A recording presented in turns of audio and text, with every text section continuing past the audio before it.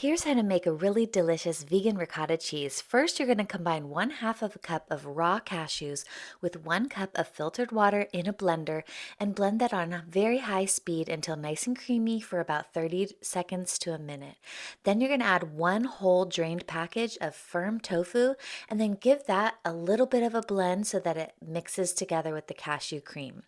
Now you're going to transfer that to a mixing bowl and add 1 teaspoon of salt, 1 tablespoon of ground flax seeds, and 4 tablespoons of nutritional yeast.